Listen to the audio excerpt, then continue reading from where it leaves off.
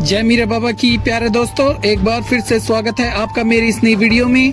दोस्तों, आज की वीडियो का जो विषय है वो ये है कि हमें मीरा साहब जैन कबीर माँ काली का चिराग करने के बाद ये 5 काम बिल्कुल भी नहीं करने चाहिए। दोस्तों, जो भक्त परमात्मा पर, रूहानी शक्तियों पर विश्वास और श्रद्धा रखते हैं तो वह किसी न किसी देवी देवता या पीर की पूजा भी जरूर करते हैं। वह उनके चिराग भी करते हैं, उनकी इबादत भी करते हैं। जैसे मैं अपने मीरा साहब जैन कबीर और काली माँ का चिराग करता हूँ, उनकी बंदगी करता हूँ। पर दोस्तों, बहुत से भक्त जाने अनजाने में ये 5 काम करते हैं जो कि उन्हें भूल कर भी नहीं करने चाहिए। दोस्तों, ये 5 काम अगर आप भी करते हैं तो समझ लो कि आपको आपके द्वारा की गई पूजा का कोई फल नहीं मिलेगा, और जो ऊर्जा पूजा साधना करके मिली हुई होती है वह भी बेकार हो जाती है, वह हमारे शरीर में समाती नहीं है। दोस्तों, जब तक यह ऊर्जा आपके अंदर समाएगी नहीं तब तक आपकी की गई पूजा बंदगी का कोई फल आपको नहीं मिलेगा। दोस्तों, जब भी आप बाबा जी के चिराग करके भजन बंदगी करते हैं तो उसे उस जगह, उस कमरे में बाबा जी की, मीरा साहब की असीम ऊर्जा आपके आसपास होती है। जब भी हम मीरा साहब का जाप करते हैं तो उस समय हमारे शरीर के अंदर ऊर्जा पैदा होती है। यह ऊर्जा मीरा साहब की ऊर्जा से मिलके हमारे शरीर के अंदर सोते हुए चक्रों को जगाती है। यह ऊर्जा आसन में होती है जिस पर बैठकर आप चिराग करते हो, जाप करते हैं। हमारे हाथों में ऊर्जा होती है, हमारे पूरे शरीर में ये ऊर्जा होती है, पर सबसे ज्यादा ऊर्जा हमारे हाथों में होती है।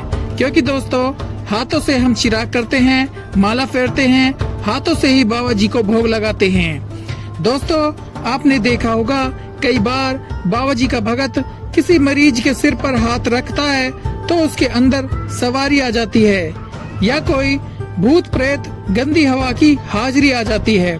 जब वह अपने सीधे हाथ के अंगूठे से मरीज के सिर को दबाता है तो उस व्यक्ति के अंदर की गंदी हवा बोलने लग जाती है।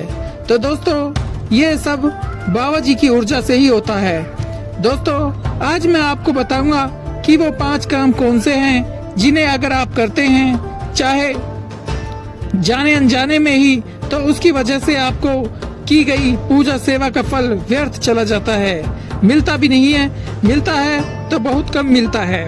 दोस्तों, आज की वीडियो में मैं आपको सब बताऊंगा, लेकिन इससे पहले अगर आपने अभी तक मेरे इस चैनल को सब्सक्राइब नहीं किया है तो तुरंत सब्सक्राइब कर लें और वीडियो को भी लाइक कर दें। कमेंट में जय मीरा बाबा की लिखना ना भूलें।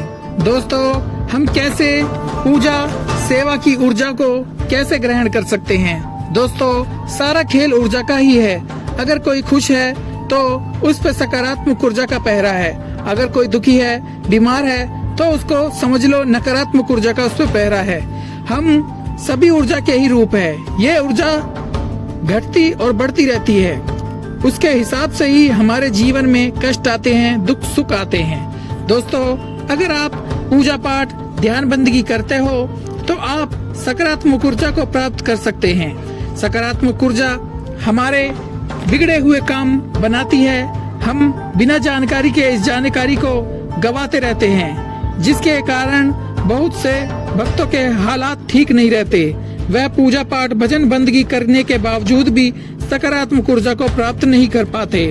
अब दोस्तों, हम बात करते हैं पहली गलती के बारे में जो आपको बाबा जी के चिराग करने के बाद नहीं करनी है।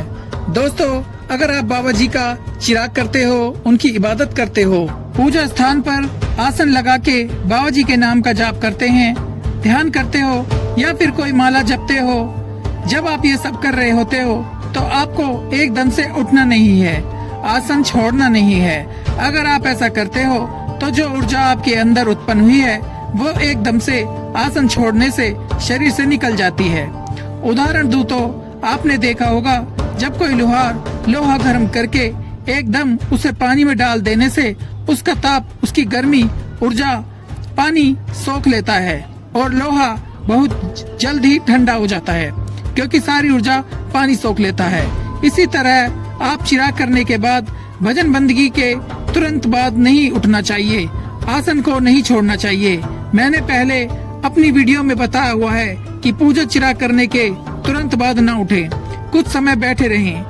अगर दोस्तों इस तरह की गलती आप करते हो तो आपकी सारी ऊर्जा व्यर्थ चली जाएगी, इसलिए ये गलती आपको बिल्कुल भी नहीं करनी। चिरागी पूजा ध्यान करने के बाद कुछ देर बैठे रहना है। अब दूसरी गलती दोस्तों, कभी भी बाबा जी का चिराग करने के बाद एकदम हाथ न धोएं। कई बार आप पूजा सेवा चिराग करते हैं तो आपका हाथ धूप बत्ती को लग जाता है या चिरागी की लौ को आपके हाथों को लग जाती है, जिससे आपके हाथ काले हो जाते हैं। तो आप उसे साफ करने के लिए तुरंत हाथ धोने के लिए चले जाते हैं, तो इस कारण आपके हाथों की जो ऊर्जा है वह चली जाती है और पानी की राह वह बह जाती है। जो ऊर्जा आपने बाबा जी से प्राप्त की वो सारी ऊर्जा व्यर्थ चली गई, इसलिए ये गलती आपको भूल के भी नहीं करनी है। दोस्तों अब बात करते हैं तीसरी गलती की। दोस्तों कभी भी पूजा पाठ करने के तुरंत बाद बाथरूम नहीं जाना चाहिए। पूजा पाठ करने के पहले ही ये काम करके आपको पूजा पाठ करने बैठना है। अगर आप पूजा पाठ करने के तुरंत बाद बाथरूम जाते हो तो आपकी शरीर की सारी ऊर्जा व्यर्थ चली जाएगी और आपको पूजा पाठ भजन बंदगी का कोई फल नहीं मिलेगा।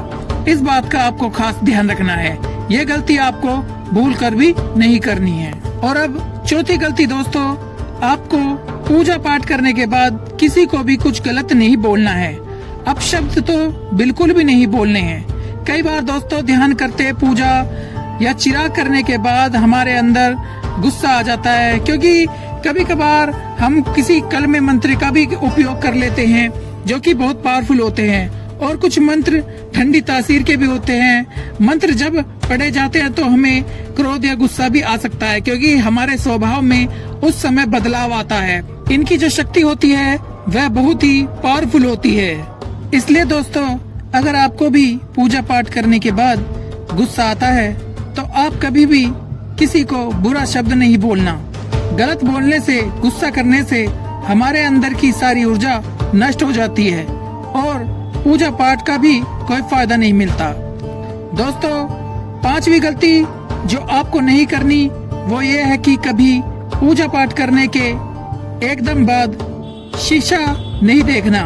दोस्तों शीशे में नकारात्मक ऊर्जा वास करती है। घर में मौजूद नकारात्मक ऊर्जा शीशे में जाके छुप जाती है, इसलिए कभी पूजा पाठ करके अगर आप शीशा से देखते हो तो आपकी सारी ऊर्जा को शीशे की राह वही नकारात्मक ऊर्जा सोख लेती है और आपकी की हुई पूजा पाठ का फल नष्ट हो जाता है। तो दोस्तों ये वो बातें हैं जो आपको शायद ही किसी ने बताई होंगी, इसलिए आप भी ये 5 गलतियां कभी नहीं करना। अगर आप चाहते हो आपकी पूजा पाठ का फल व्यर्थ न जाए, आपके ऊपर देवी देवता मीरा बाबा जी की कृपा हो जाए, घर में बरकत आए, तो इन बताई हुई बातों को हमेशा याद रखना। प्यारे दोस्तों ये थी आज की खूबसूरत वीडियो।